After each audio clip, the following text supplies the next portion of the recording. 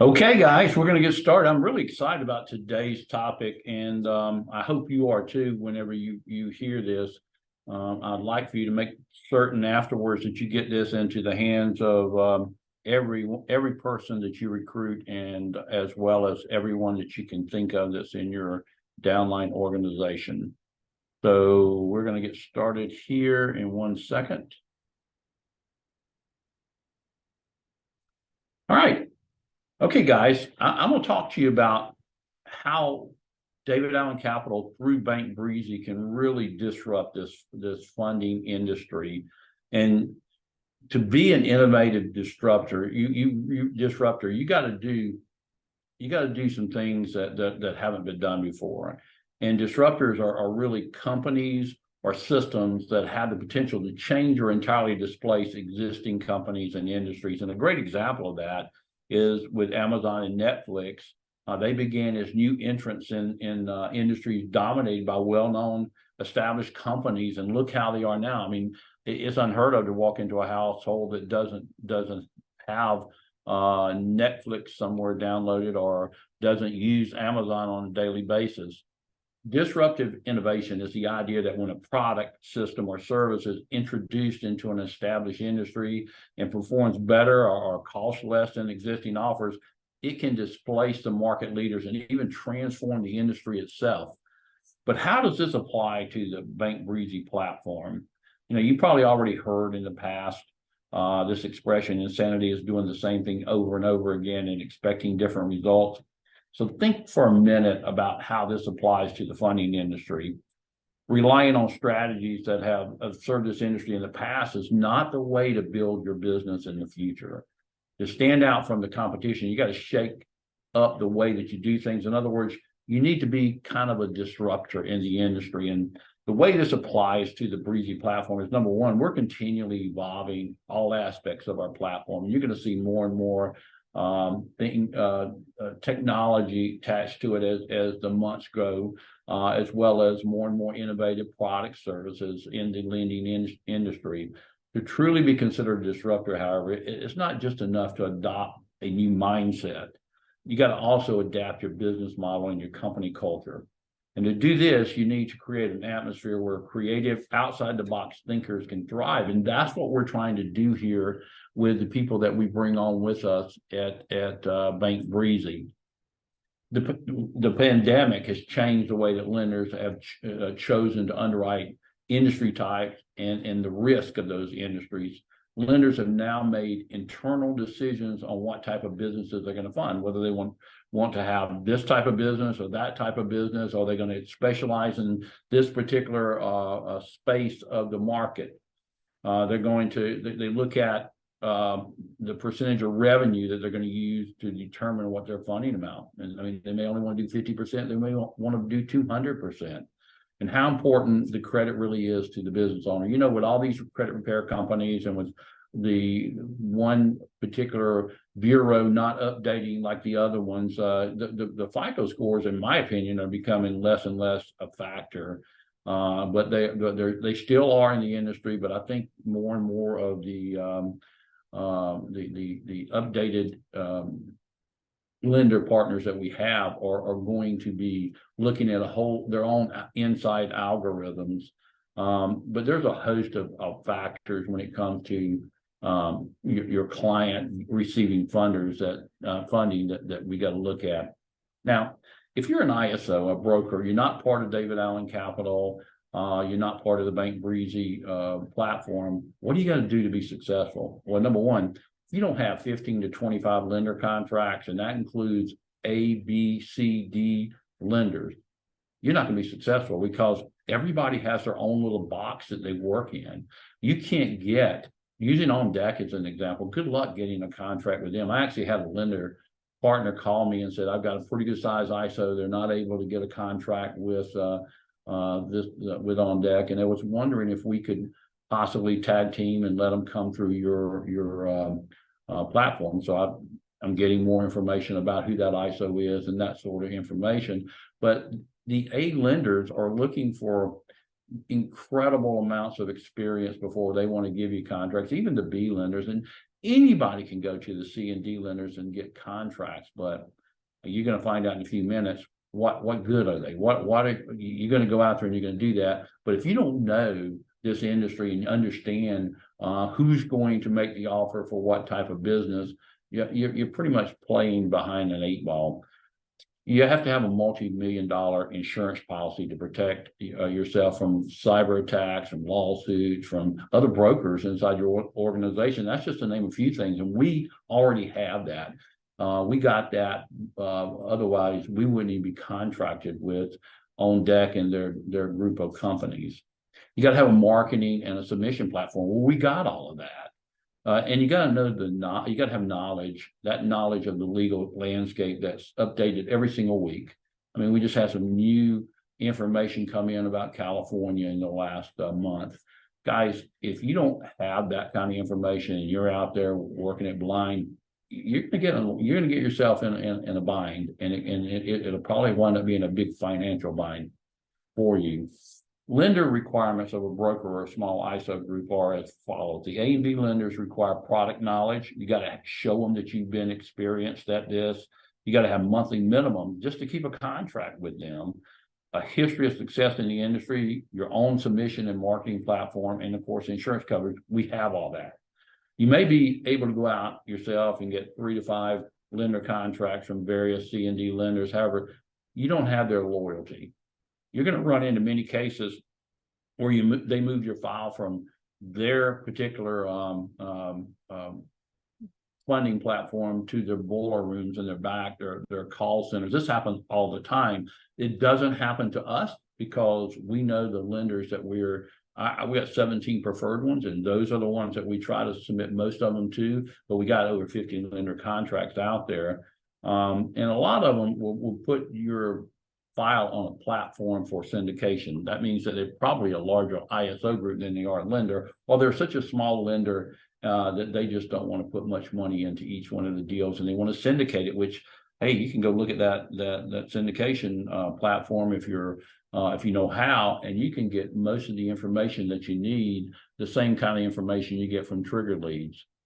Well, the Bank Breezy funding platform is where we do all the work and you get paid most of the money. And as you know, it's taken about 7 years to put this together. It's some big brokers. We got over 50 lenders on the thing, and there's been well over 500,000 applications that have flown through our system.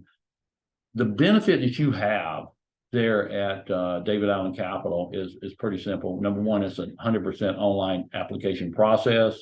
There's no hassles. We help them make their own decisions. We're offering you the #1 success tool that small business people need in today's economy, and that's working capital.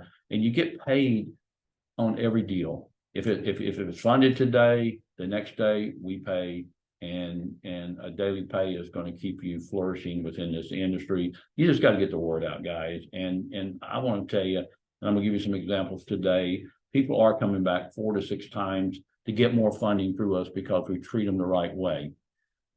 We want you guys on our platform through David Allen Capital to earn full-time pay on a very part-time basis until you build up enough clientele where we're getting referrals and renewals, that kind of thing. And the great thing that you need to know is not only does Bank Breezy have a renewal team, but so does several of our lender partners, and they work right beside us, hand in hand, calling and giving you guys a lot of different renewals. We try to keep all these other lenders out there from coming in and swooping up the client by stacking our deals. And we're even incentivizing, as you already know, through our Connect Cash, your clients to give us referrals, and they get paid to do so. We're on a mission to combat Trigger Leads and expose the brokers, and Bank Breezy is actually teaming up with other lender partners to expose these that are buying these leads and being untruthful to the clients. These Trigger Leads are either sold by one of the 3 top credit bureaus, well, the 3 credit bureaus that are out there, or they may come from a supposed lender In other words, you may be dealing with a company that's not really the main lender, and they take that and they may not want to work that file, or they work it and they can't do anything with it. They sell it to other people. So that's the unscrupulous things that are happening in this. Here's one of the things that happened with a bad actor just this week. I got an email from the client saying, "Hey, Wade, this is," and I'm not going to use their name, "I just got another offer from your underwriter at the place that we did it with the following term. Is it possible that that this company will provide you the same offer that the underwriter Matthew offered me?" I attached the numbers he sent me that your same lender offered directly from him. Also, the lender let you know. Also, does the lender let you know other representatives within their own company have provided it? It shocked me that they knew my offer amount I had already received from you guys without telling him that information. Well, I got the guy's picture there, but I marked out the name of the client, and you see there, he says he's from the underwriting department, and they can offer all these things. Well, they can't. Wherever this lead came from, and I suspect it came because his client had submitted to multiple places, and he got the same offer. The offer that we had did not even have these prepayment discounts. It was all fabricated so they could get them to make them think that they had the file in their hands, and then they will send them a link to do a bank verification. That way they can look at all their bank statements, and they can decide what to do. These are the kind of things that is happening in the industry, and we're going to work very hard within this industry and work with our lenders to make sure that we can just kind of stamp this stuff out and get rid of these bad actors. I spoke with the third in line of one of the largest lenders in America that are in the C&B space this week, and she told me that she gave me her personal phone number, said, "I want you to talk to me anytime." That's why I'm not going to bother you with. She says, "I want you to, because you guys have integrity, and we're trying to really clean up this industry. There's probably 1,000 bad actors out there, and we want to get rid of them." There's something else that makes this platform so special. Things are changing every day. Just recently, this past week, things change in California. They're on the verge of passing another commercial financing bill. They already passed one. They're going to tack on some more stuff to it. And if you don't know all this stuff, and you're out there and you're talking to your clients about offers when you shouldn't be, that can be a problem for you. So that's why we want you to let us handle everything, and then you don't have to worry about what state you're marketing in and what the regulations are, because we're going to take care of them ahead of time. Now, let's talk about the 5 weekly funded deals. These are not, that doesn't mean that they're the top deals in because of the amount. It's just that this uniqueness of them. We got a nail salon in Alabama. They got another $45,000. This is the second renewal in 6 months with them. In other words, they got funded, then they got renewed, and now they got renewed again. And each time they've got another $10,000 or $12,000 more with better terms. The client wanted to expand their current space to include room for more employees. Then we had a medical allergy clinic in Washington, the state. They set up one of our new lines of credit programs for $100,000. They have it on a 2-year term, monthly payments. What that means is you take a draw on that line of credit, and then what they do is they amortize it over a 2-year period to come up with what that monthly payment would be on that amount of money. And of course, there are no monthly payments if you pay it off any particular month. So this is one of the new, that brand new program we talked about. This is one of the first ones on it. But we're starting to really mount up those that are applying and getting them. We have an ice cream parlor in Arizona. They got 13,000. What's unique about this is their 6th renewal for additional supplies. That's what they're using it for. But this is their 6th renewal. Their business is flourishing. Well, if it's flourishing, why do they need funding? Well, because they need more and more and more inventory for that. We have an IT company in Georgia. They got 43,000. We set that up on an 18-month term with weekly payments on them. No one else in the industry gave them over a 10-month deal, and many of them were daily payments instead of weekly. And then we had a food truck in Florida that got $28,000 to help them expand their business and put a second truck on. This is what the industry is all about, doing the right thing for each and every one of your clients and doing that right thing every time.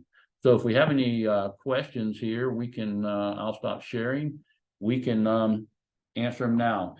Anything you want to ask me about funding or about what we just talked about? Okay, all right. Oh, looks like just a few hands up. Jose, you can go ahead and unmute yourself. Yes, can you hear me? I can hear you fine. Okay, I had a client yesterday from Canada apply, and I was back and forth with them and all. And I set their expectations. I told them about the Connect Cash. I think I did everything I was supposed to do. And somewhere there was some confusion. They let me to believe that they were doing a minimum of 700,000 a month, and then they did get an offer, and everything was great. I think at the time was like within 6 hours from the time they started their application to the time they got their documents in, underwriting, and the whole 9 yards. They got an offer, but it was for $96,000, and they said that wasn't going to help them. And and the only thing I can think of is if everything was true to what they told me, was perhaps they were stacking and trying to get money from everywhere. Do you know? Jose, I am incredibly familiar with that because I spoke to the guy yesterday afternoon, sent him his final offer today. He took 167,000 about 28 days ago from a competitor and stacked another group that had already given him funding. And so this is the third position funding. And then this particular client was telling me that, yeah, but I've got a contract with the people that are buying our company, that all this debt's there. Well, that doesn't invalidate UCC filings, nor does it invalidate the contract they already signed with the lender. So what we got him was outstanding. If you'd have come to us before he took that 167,000, you'd have probably gotten $300,000 or $400,000. But nobody wants to triple stack somebody. Nobody wants to come in right behind someone in 30 days and they're not going to give them anywhere near what they got on the other one. But that's what happened on that file. Jose's not here. Okay. Well, I just want to let you know that's what happened on the file. I was very excited to even get this guy a $95,000 offer, but that's what happened on that file. Okay, go to the next one. Yeah, next up we've got Christopher Sanchez. You can go ahead and unmute yourself. And by the way, Jose, you did everything you were supposed to do. You gave him the right expectations, except that he didn't give you all the proper information. Wade, wow, information overload here. My brain is just running wild with what you shared. Is it possible to have, and I know you already have it out here, I know that, and maybe this question is more with Tyler, to actually categorize the high requirements for A lenders. And the reason I say this is because I'm talking to businesses now where their monthly income is anywhere from 200,000 up to 1.2 million. But just speaking with them, red flags are already coming up. And so I'm trying to shorten my conversations and actually put a list together specifically for A lender criteria, so that companies I speak to, I'm kind of weeding through the ones who just aren't going to qualify. And I apologize if this is vague and not specific enough. No, it's specific enough. I mean, all I can tell you is that if they're not in one of the high risk industries like transportation, and if they are doing north of 50,000, they've got a credit score north of 660, closer to 675, then they're going to get anywhere from 100 to 200% of what they're doing on a monthly basis. I can tell you in our industry, you're not going to get hardly anyone to fund. I mean, I know they're saying we'll do 5 and 10 million. No, they won't. what they do is they tranche fund, and that's what we do. So if I went to someone that, let's say they're doing $1 million a month and they wanted $2 million, we're not going to give them $2 million necessarily. Maybe we will, but we would more like to say, hey, listen, why do you want, if you're not going to use all the money right now, why take it now? So what we do is tranche funding. We give them 750,000 now, and then in 6 months this, or every 90 days that, and then they got a payment history as it's going, and then they can see if they need the money. Something might happen where they don't really need that much money. So why pay for it now if you don't need it? And that's kind of how this industry works with our lenders. Would the electric auto industry that's emerging big here in southeastern Michigan, I'm speaking with a couple of companies. Yeah, we're not going to do the automotive industry. Okay. Yeah, you're not going to get an A lender to even look at it. You got, if they're doing $500,000 a month in revenue, plus, then you can get some of the lower level lenders but they're not going to fund that kind of money to them. They're going to fund by 50% of what they're doing at the max. Okay. No, thank you so much, Wade. You're welcome. All right, and last but not least, we have Orlando. You can go ahead and unmute yourself. Hey, good morning, Wade. Can you hear me? I can. Great. Quick question on that file that you're working on for me now. Should I call you on your landline or your mobile number? Well, actually, I can probably just, since we're not given the name, the thing is, there's no way that start date's right. And by submitting that start date to May of this year, it's going to limit me to a very small, minute number of lenders that even want to look at it. And nobody in the right mind in an A and B category would even consider something that says it's 4 months old, 3 months old. And I know that's not true because I looked them up on the Secretary of State, and there's some Secretary of State issues as well. And I'm trying to head this off ahead of time. So you need to ask him, why does he have on his Secretary of State, why is it that it's been in bad standing for so long? It's still in bad standing. It's active, but it's in bad standing. Ask him all that information. If I get that, and I know what's really going on the file, because he won't return my call, and we send him emails as well. We just need to know what's going on, man. Why is all this happening? Let's talk through it, and then let him talk through it to you, and then you tell me why is he in bad standing? Why is it? And I looked it up because I know that's what they're going to do, especially something that I know for a fact he is not 4 months old. He's been around since 2019, and he could have just made a mistake there. But then he's been around for 10 years at least. What I know. Yeah, but he's closed a couple companies too. Go Google the Secretary of State for that state and put him in and see what you come up with. Okay. All right. Okay. All right. Thank you, buddy. I'll do that, Wade. Thanks a lot. I'll definitely follow up with him. I'll get back to you. Okay. I appreciate you, man. Thank you, Wade. Appreciate it. Thanks. All right. It looks like we had one more hand come up. Jesse, you can go ahead and unmute yourself. Hey, Wade. Thanks for the training. I just had a quick question in regards to potential clients that already have funding or existing line. Is there like a threshold or a ratio that's like the max that we would be able to offer them if they already have an existing funding?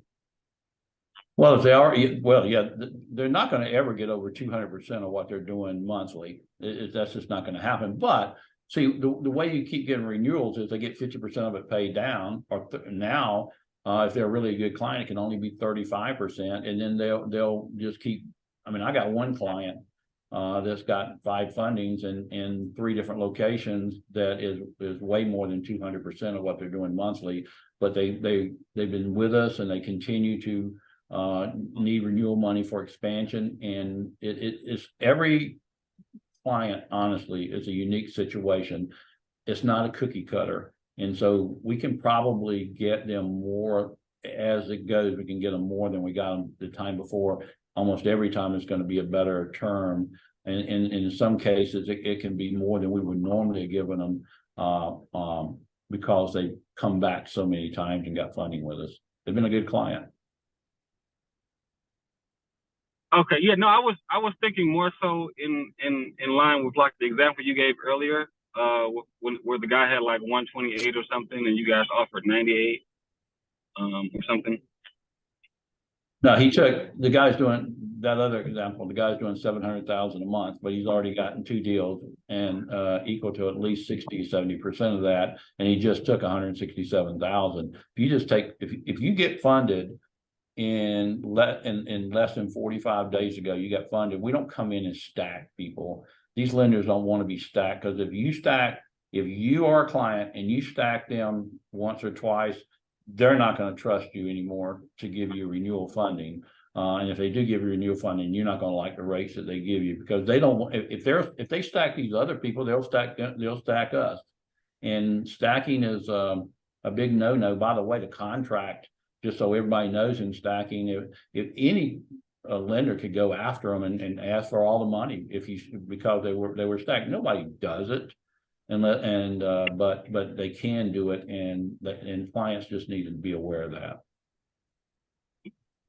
Okay, thank you. Thank you.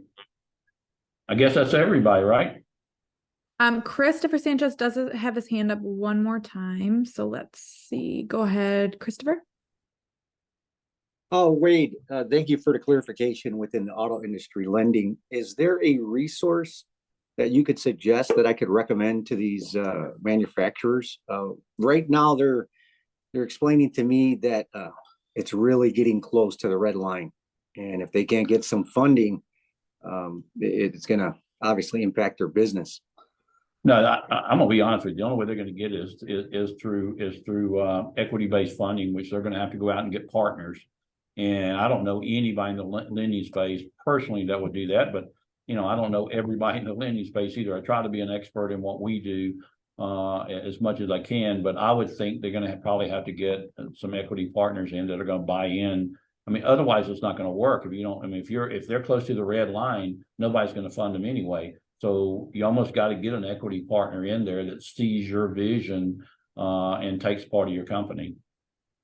All right, guys, I really appreciate you giving me this time today, and we'll be back next week for 15 minutes. Thank you, guys.